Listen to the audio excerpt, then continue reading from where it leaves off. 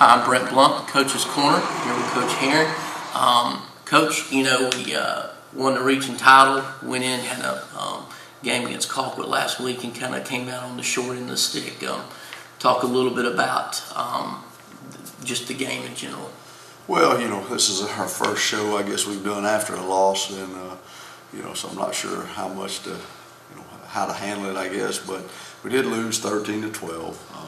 That's the bad news. The good news is it didn't affect our playoff standings and didn't affect anything like that, but it was a frustrating loss. We didn't play real well. Had several turnovers, had two inside the 15-yard line, I think, and anytime you lose a game by 1 point, there's always so many what ifs, and it was a frustrating night. There's no question. We went into what one fan told me afterwards. He said in his 38 years of watching Camden County football, he had never seen a more hostile, crazed environment that we'd had to play in, and there wasn't any question. We were outnumbered tremendously from a fan standpoint. It was just a crazy atmosphere, and their team fed off of it. And unfortunately, we didn't, and we didn't have as much emotion as we had the week before. And whether we relaxed or not, who knows? But I felt like everybody, from the coaches to the players to the community, after the Lowndes game, just took a deep breath and did relax a little bit, and it came back to bite us. And but that one's behind us, and now we got to move on. Well, it goes back to coaches are famous for saying, taking one game at a time, and this is a perfect example of having to, take one game at a time, so to speak, and not, overlook people. And what positive coming out, on the outset, the average fan looking at it's like maybe this motivates the kids, it gets their attention that, that they can't take a game off, that they got to prepare. Can you use that angle, or, do you use anything out of this game to help you leading into the playoffs? Well, absolutely. You learn from everything, whether it's a win or a loss, and hopefully we will learn from this. And it came at the right time, I guess.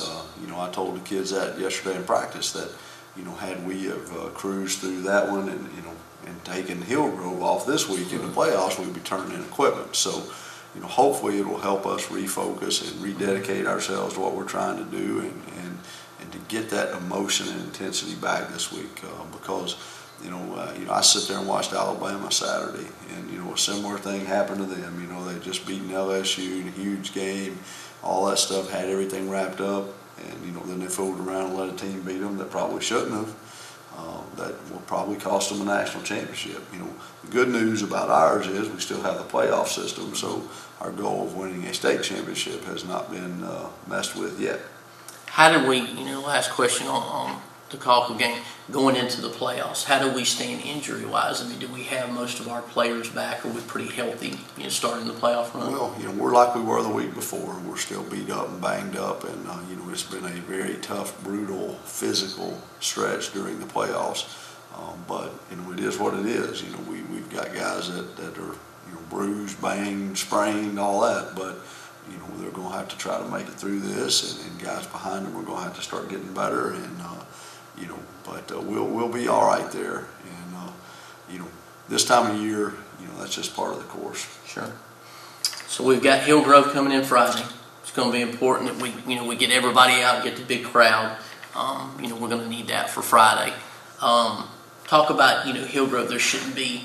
You would think that having lost to them before a couple years ago, that the kids, obviously some of the kids are on the team probably remember that that should help be a motivator there. Well, our seniors were sophomores then, and like theirs, they have 6 guys that actually started against us that year. They had a young football team, and I read somewhere this week they said that was one of the biggest upsets in state history, but we didn't really feel that way when we looked at them on film. We knew we had our hands full going into it, and they had a tremendous running back named Kenyon Drake, who's now playing in Alabama, and he got some reps the other night. Had a great quarterback, and we're very good on defense with several kids. One starting for Georgia Tech right now that was on that team. So, we knew we had a battle on our hands, and unfortunately, we couldn't convince our kids or the community that that was going to be the case. And we wound up, spending Thanksgiving not practicing and playing in one of the worst losses I've ever experienced, I guess. So, that's in recent history. So hopefully our kids and our fans and everybody's going to remember that because Hillgrove has another great football team. They lost some games early, had some kids hurt, but the other night, playing against McEachern, who actually won that region, is the #1 seed out of that region. Hillgrove almost beat them and wound up getting beat 33-30. So they're very capable of putting up a lot of points, and their defense is extremely good and physical. So it's not a good matchup for us, to be honest with you. The offensively, what type of team is Hillgrove?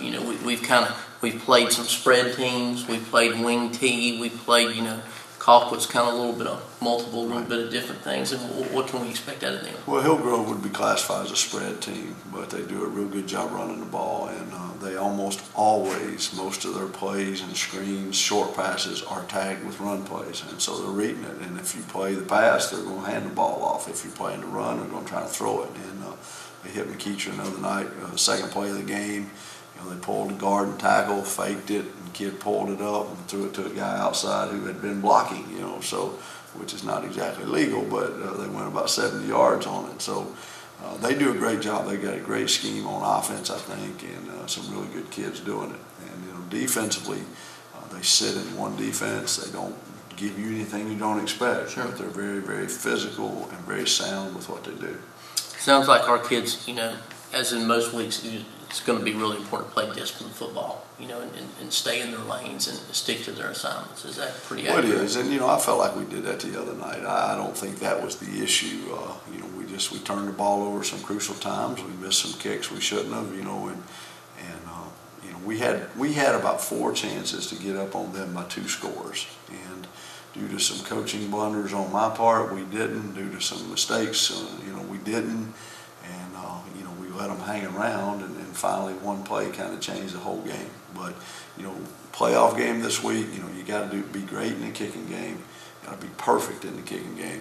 And you got to turn around and take care of the football on offense and play for field position. Well, Coach, hopefully we can get the big crowd out this week, being a playoff, get them there early, get in the seats, because we're going to need that emotion. Going to need, from not only the players but also the fans, get behind them. Because as we learned last week, you have to take it one game at a time. So hopefully we'll get that 5th man out there. Get that 12th man, I should say, out there on there. We'll think about basketball. We had 5 at Cole, but we need to have 12 this week. So. We want to get those extra people in the stands to give them that backing there that we need at home. Well, it is a big game. You mess up now, you stub your toe now, or stumble now, then that's the end of it. So hopefully our kids and community will realize that, and we'll have a great effort. And they can buy their tickets ahead of time through Miss Dana at the Yes. ticket office if they don't want to wait in line. They're selling them now. Georgia High School sets the ticket prices in the Okay. playoffs. I think they're $10 this week across the board. Right. But we don't have any control over that. But you can buy tickets and parking right now. Awesome. Well, Coach, hopefully we'll be sitting here next week and get back on the right track and with a big win and head to the second round of the playoffs.